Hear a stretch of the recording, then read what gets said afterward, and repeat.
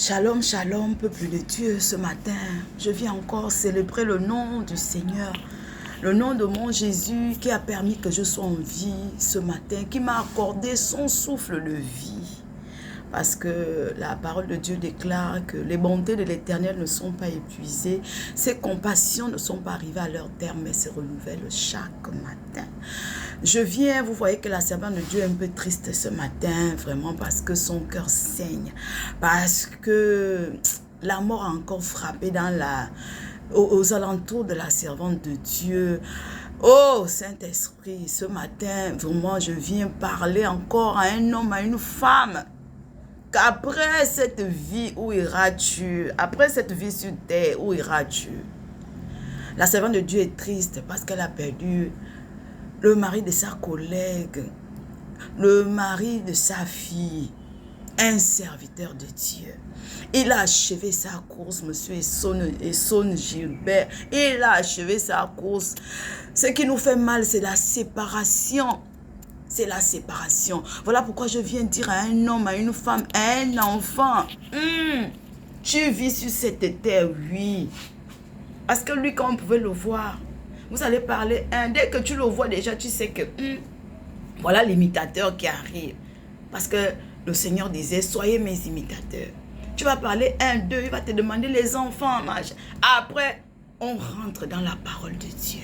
Parce qu'il fallait qu'on s'édifie.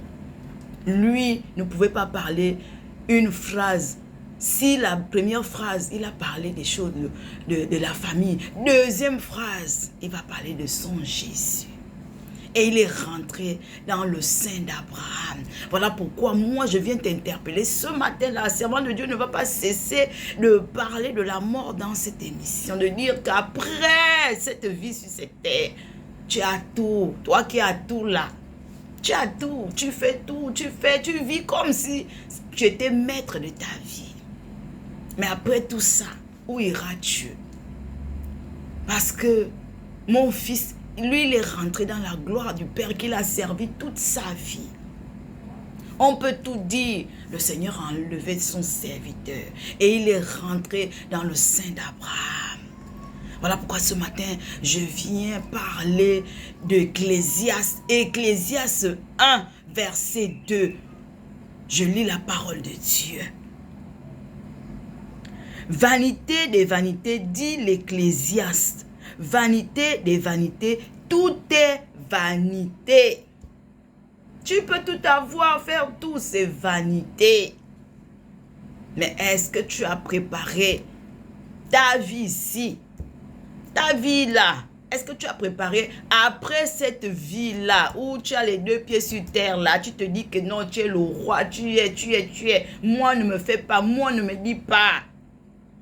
Est-ce que tu sais que après cette vie là, il y a une autre vie? C'est vrai, la servante de Dieu est triste, c'est à cause de la séparation, mais je sais que le serviteur de Dieu, il est rentré dans le sein d'Abraham. Il a préparé son après. Il a préparé ça. Et je bénis le Seigneur. Nous pleurons, c'est vrai. Nous nous lamentons, nous crions, nous disons, oh, pour Seigneur, comme sa femme pouvait dire, Seigneur, je savais que je devais être veuve, mais pas aussitôt. Mais là, notre volonté n'est pas la volonté de Dieu. Voilà pourquoi ce matin, je viens interpeller une femme, un homme, un enfant. Tu vis, oui, mais pense. Après cette vie, où iras-tu? Lui, il a achevé sa course. C'est ce que je suis venu dire.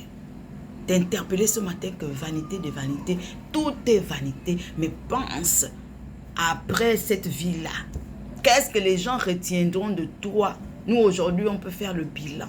On peut dire, oh lui, oh son sourire, oh il parlait de Dieu, oh il était serviteur, oh lui, oui, mais toi et moi, on dira quoi de nous après? C'est ce que je suis venu pour interpeller un homme et une femme. Merci, soyez richement bénis. On garde le sourire, on bénit le Seigneur pour le temps passé avec son serviteur sur cette terre. Soyez richement bénis. Merci, bisous. Bye bye. Alléluia.